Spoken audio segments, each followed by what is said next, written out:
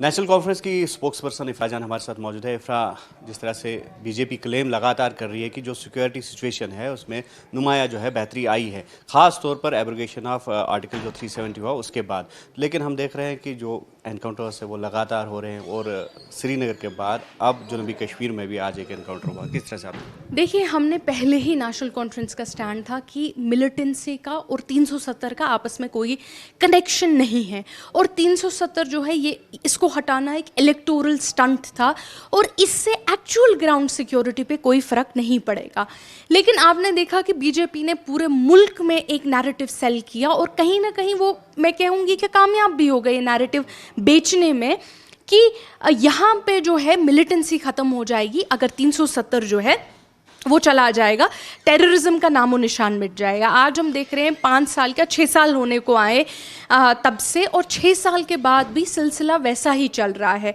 इसमें अब कुछ कदम बीजेपी की सरकार ज़रूर उठा सकती है इस सिनारियो को रिवर्स करने के लिए।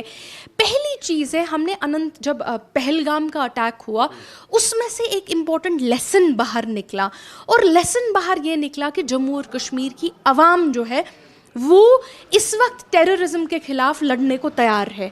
आपने देखा कि हज़ारों लाखों की तादाद में लोग सड़कों पे आए।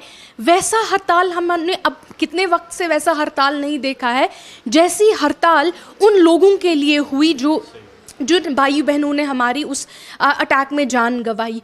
तो क्या बीजेपी की सरकार जो है, क्या सेंट्रल गवर्नमेंट जो है, मरकज़ी हुकूमत क्या इस इतने बड़े पूल को साथ लेने के लिए तैयार है या नहीं? अगर वो इन लोगों को साथ लेके टेररिज्म को, मिलिटेंसी को हराने की कोशिश करेगी तो बिल्कुल कामयाब हो जाएगी, कोई भी सरकार होगी। लेकिन अगर इन लोगों के खिलाफ, अगर इन लोगों को दुश्मन मान के चलेगी तो अनफॉर्चुनेटली जो है गुस्सा हर तरफ से बढ़ता रहेगा। यही वजह है कि उमर साहब बार बार जब पुलिसिंग की बात करते हैं, इंटेलिजेंस की बात करते हैं, policing at its core is a human job.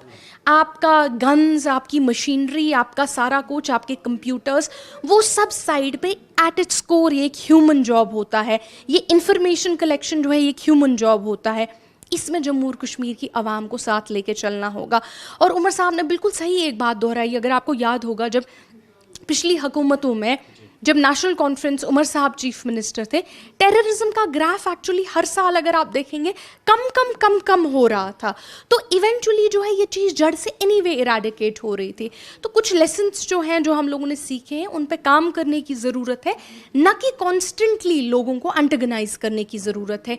वही एक लॉन्ग टर्म सोल्यूशन इस चीज़ का है। पीडीपी प्रेसिडेंट महबूबा मुफ्ती जी का कुछ इसी तरह का कहना है कि लाहासिल है सब कुछ जो दफ़ा 370 का खात्मा हुआ, और साथ ही साथ उन्होंने जो है ऑपरेशन सिंदूर पर भी सवालात उठाए हैं, और यहाँ तक कि मुल्क की जीडीपी पर भी सवालात जो है वो खड़े हो रहे हैं, और ये कहा जा रहा है कि चाइना बहुत आगे जा रही है और इंडिया जो है वो पीछे है। तो किस तरह से आप इस पर? देखिए, जहाँ तक महबूबा जी की बात आती है, मैं महबूबा जी के कुछ चंद इंटरव्यू आप ही को दिए हुए सुन रही थी। उन्होंने एक हिस्टोरिकल बात भी की। उन्होंने कहा इन्होंने इल्हाक किया।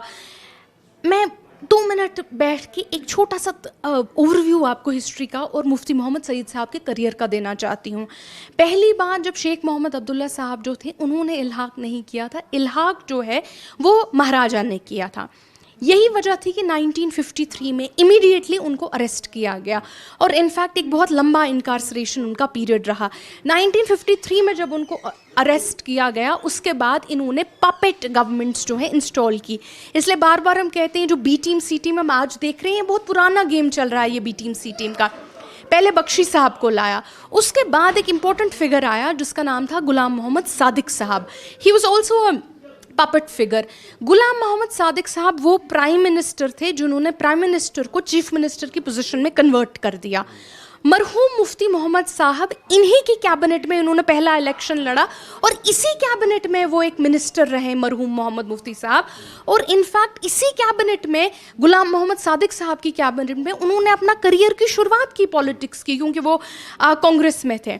उसके बाद अगर आप देखेंगे, इन्हीं की कैबिनेट में 100 से ज़्यादा 370 में अमेंडमेंटें लाई गई, 100 से ज़्यादा। आईएएस वगैरह को यहाँ इंट्रोड्यूस किया गया, सदर रियासत इन टर्म्स को चेंज करके गवर्नर बनाया गया, टर्म्स चेंज हो गई। जो एक परमिट सिस्टम हुआ करता था, उस परमिट सिस्टम को ख़त्म किया गया। ये मुफ्ती मोहम्मद सईद साहब और गुलाम मोहम्मद सादिक की कैबिनेट ने किया था ये सारा कुछ। इनके इलेक्शन में, क्योंकि ये बार बार रिगिंग की बात करते हैं ना, ऐसा इलेक्शन हुआ था इनके, क्योंकि नेशनल कॉन्फ्रेंस को तो जेल में बंद कर दिया गया था। 118 फॉर्म इन्होंने ओपोनेंट्स के रिजेक्ट कर दिए। जब भी इलेक्शन हुआ था इनका, जब भी कोई ओपोनेंट कहता था मैं इलेक्शन करूंगा, फॉर्म ही रिजेक्ट हो जाता था। तो ऑलमोस्ट लैंडस्लाइड से इन्होंने जीता, क्योंकि इन्होंने किसी ओपोनेंट को, नेशनल कॉन्फ्रेंस को तो जेल में रखा ही रखा था, जो बेचारा नेशनल कॉन्फ्रेंस के लिए खड़ा होना चाहता था उसको दिया नहीं। उसके बाद अगर आप देखेंगे, यही मरहूम मुफ्ती मोहम्मद सईद साहब आफ्टर गुलाम मोहम्मद सादिक की कैबिनेट में रह के एक्सेसिव अमेंडमेंट 370 में करके इन्होंने उसके बाद इलेक्शन हारते गए, क्योंकि जम्मू कश्मीर के लोगों ने फिर रिजेक्ट कर दिया। फिर यूपी से इलेक्शन लड़ने गए। यूपी से जब इलेक्शन लड़ा, चूंकि यहाँ के लोगों ने रिजेक्ट कर दिया, यूपी से इलेक्शन लड़ा, वहाँ पे उठ के होम मिनिस्टर बन गए पूरे देश के। जैसे आज अमित शाह होम मिनिस्टर हैं, ये होम मिनिस्टर बन गए। होम मिनिस्टर बन के इन्होंने जम्मू और कश्मीर के लिए चुना 1990 मतलब 1987 में इन्होंने, 1989 में इन्होंने जम्मू कश्मीर के लिए, आपको पता है किसको गवर्नर चुना? जगमोहन को। मुफ्ती मोहम्मद सईद साहब ने जगमोहन को यहाँ के लिए गवर्नर चुना, जबकि वो जानते थे कि इस आदमी का रिकॉर्ड क्या रहा है। उसके बाद आर्म फोर्सेस स्पेशल पास एक्ट यहाँ लगाना, बाकी चीज़ें करना। और 1987 की, जब बार बार ये रिगिंग की बात करते हैं, मैं याद दिला दूं, 1987 में मरकज़ जो थी वो कांग्रेस की थी, और ये यहाँ पे कांग्रेस के अध्यक्ष थे, कांग्रेस के हेड थे। और रिगिंग की सबसे ज़्यादा जो सवाल उठे वो इन्हीं की कॉन्स्टिट्यूंसी से उठे। फिर आपको याद है जब 1999 में नेशनल कॉन्फ्रेंस ने ऑटोनॉमी रेजोल्यूशन लाया, हमने कहा कि ऑटोनॉमी रेजोल्यूशन हम पास करेंगे, और पास किया ऑटोनॉमी का रेजोल्यूशन। 3-4 महीने बाद अराउंड इन्होंने एक नई पार्टी का जन्म किया, वो है पीडीपी। पीडीपी के आने से क्या हुआ कि उसके बाद 1996 के बाद अभी तक कभी किसी सरकार को जम्मू कश्मीर में फुल मेजॉरिटी नहीं आई है, क्योंकि जो ऑटोनॉमी का रेजोल्यूशन उस वक्त पास हुआ, वैसे रेजोल्यूशन पास ना हो, दिल्ली इंश्योर्ड के ऐसा कभी कुछ ना हो, और वोट जो है अभी तक बढ़ता गया।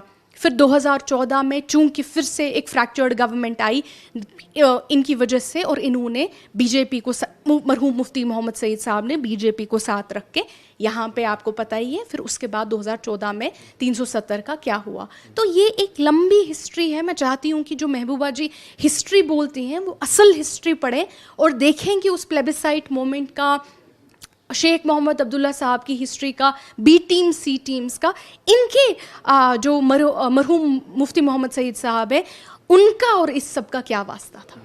तो इफ़रा जी, बिजनेस रूल्स एक चैलेंज बना हुआ है, स्टेटहुड एक मसला बना हुआ है, तो ऐसे में क्या समझते हैं आपकी नेशनल कॉन्फ्रेंस की साख्त दिन ब दिन क्या हो रही है? और जिस तरह से लोगों को काफ़ी उम्मीदें थी और एक मैंडेट, बहुत बड़ा मैंडेट दिया गया था आपकी गवर्नमेंट को, तो क्या समझते हैं आप उस मैंडेट को फुलफ़िल करने के लिए कितनी अहलियत होनी चाहिए और क्या ये गवर्नमेंट उसके अहल है? देखिए, इन्होंने बार बार सेंट्रल गवर्नमेंट ने प्रॉमिस किया है कि ये स्टेटहुड को देंगे, स्टेटहुड को बहाल करेंगे। स्टेटहुड इनको हमें नहीं देना है, नेशनल कॉन्फ्रेंस को नहीं देना है। स्टेटहुड इनको जम्मू और कश्मीर के 1,35,00,000 लोगों को देना है। ये स्टेटहुड देते हैं, वेल एंड गुड। नहीं देते हैं, इसके लिए डेफिनेटली एक एजिटेशन या इसके लिए एक पहल तो नेशनल कॉन्फ्रेंस फिर करेगी। अभी तक हमारी पहल जो है डिप्लोमेसी की रही है, अभी तक हमारी पहल जो है शराफत की रही है, क्योंकि पहला स्टेप आपका शराफत का ही होता है। फिर आगे जो एक पहल रहेगी, जहाँ तक लोगों के काम नहीं हो रहे हैं, आप बिल्कुल सही कह रहे हैं, काफ़ी लोग जो हैं इस बात से परेशान हैं। बिजनेस रूल्स जो हम लोगों ने ऑनरेबल लेफ्टिनेंट गवर्नर को कब के भेजे हुए हैं, अभी तक वो उन्होंने वापस नहीं किए हैं। ऑनरेबल एलजी साहब को आप बिजनेस रूल्स छोड़िए, एडवोकेट जनरल जम्मू कश्मीर के लिए चुनना है।